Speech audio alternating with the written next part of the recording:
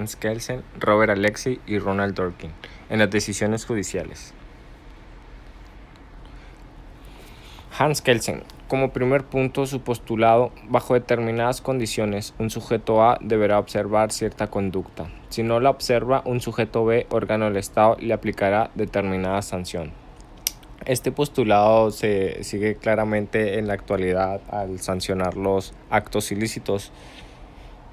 El segundo punto, la sanción es la consecuencia, por lo tanto, esto se puede observar en los tipos penales, al estar conformados por un supuesto y una disposición. Consiste en consecuencia. El juzgador debe garantizar que el acto cometido deba cumplir con los requisitos enunciados en ese tipo penal. De no ser así, no puede aplicarle esa disposición. Como tercer punto, Kelsen menciona que dentro de los órganos sancionadores existe una jerarquización. Un primer órgano tiene el deber de sancionar frente a un segundo órgano que tiene un deber jurídico de sancionar al primero. Esto lo podemos observar actualmente en los llamados juez de primera instancia o juez de segunda instancia, cuando aquel no ha cumplido con el deber de sancionar o no correctamente. Cuarto punto. Define al hecho antijurídico como la condición de la sanción jurídica. Esto es algo que se observa normalmente, se podría decir, ya que si a alguien se le aplicara una sanción jurídica porque cometió alguna conducta contraria al derecho, y aunque se podría decir que se ve egoísta al no tomar en cuenta las conductas lícitas, es necesario que sea así para poder impartir justicia y sancionar a quien lo merece. Quinto y último punto de Kelsen, dice que el delito es delito por estar sancionado, que el juez no podrá tomar como hecho ilícito algo que no esté sancionado, que no se encuentre tipificado anteriormente. Esto es algo que actualmente se sigue, ya que para poder aplicar alguna disposición en un litigio debe estar fundada en leyes ya creadas, por ejemplo el Código Penal, Código Civil y entre otras cosas. Además, válidas, el juez no podrá decir que algo es ilícito solamente porque él así lo considere, sino que debe basarse en los textos legales.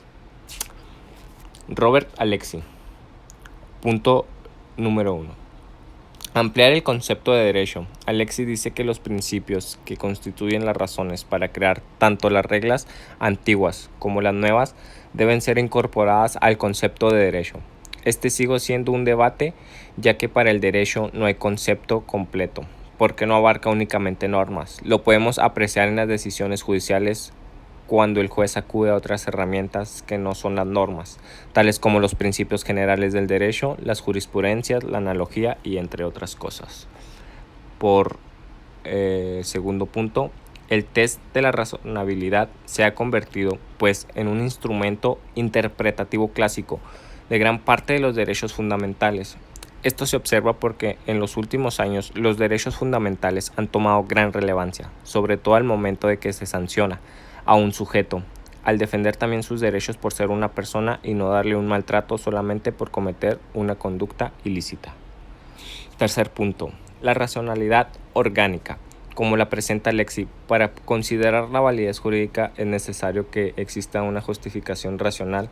La orgánica es referida a que la norma debe ser dictada por el órgano competente, es decir, si se comete una violación o un precepto civil, deberá ser aplicada su disposición por un órgano civil también, y así en las distintas ramas del derecho.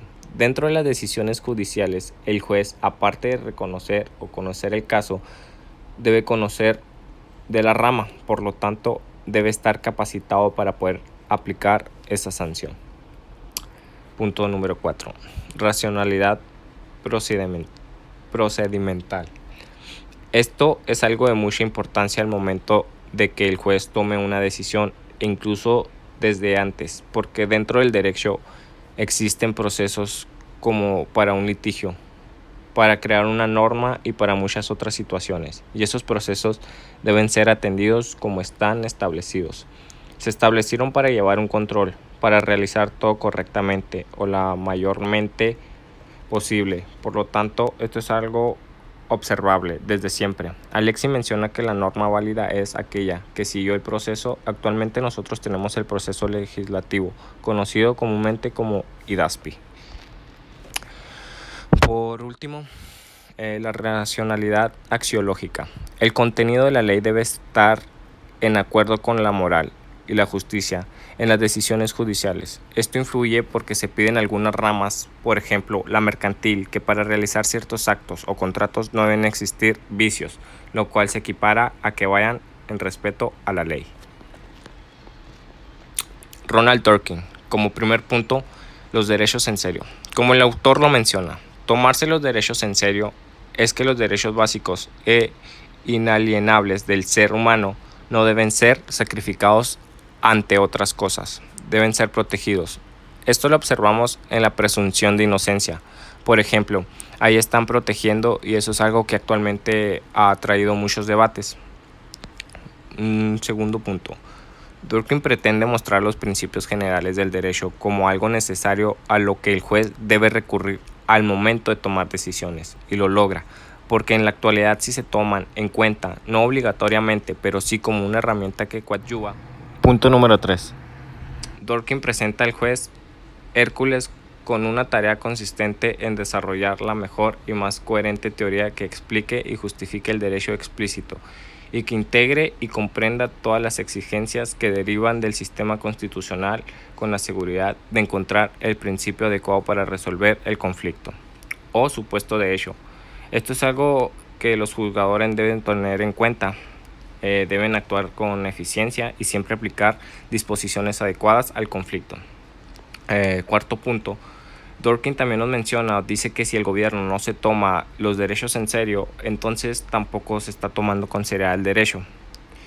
Y aunque este es un aspecto negativo, se presenta en varios casos que existe corrupción y por lo tanto la impunidad dentro de nuestro sistema, eso incluye las decisiones judiciales. Por último, y el quinto punto, nos menciona que el juez Hércules debe saber que las partes involucradas en el conflicto buscan y pretenden el amparo de su derecho y propio preexistente. Entonces nos da a entender que debe actuar de la mejor manera, pero que además debe ser imparcial y no actuar en favor de alguna de las partes, sino que deberá darse a la tarea de buscar la mejor opción para darle solución al conflicto. Esto es algo que se sigue en las decisiones judiciales porque está establecido que debe ser así, por lo tanto el juzgador debe actuar de esa manera, aunque en ocasiones no es así. Eso debería ser lo correcto.